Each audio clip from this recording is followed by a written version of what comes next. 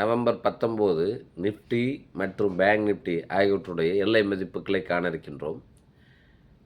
நேற்று அமெரிக்க பங்குச் சந்தைகள் சற்று வீழ்ச்சியடைந்த நிலையில் உள்ளன.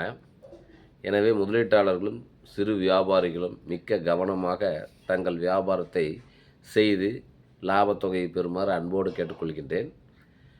நிஃப்டி சப்போர்ட் லெவல் 25,745, மேல் மட்டம் ரெசிஸ்டன்ஸ் 26,075.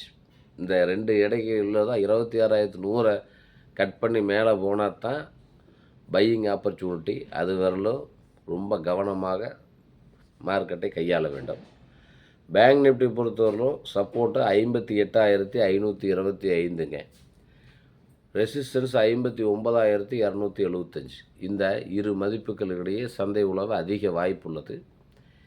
எனவே கீழ் எல்லையில் பொருள்களை வாங்கி மேல் எல்லையில் விற்க நாம் முனைய வேண்டும். மாறாக மேல் எல்லையில் விற்றுவிட்டு கீழ் எல்லையில் வாங்கி கொள்ளலாம் என்று நினைப்பது நமக்கு அவ்வளவு உசிதமான வழி அல்ல.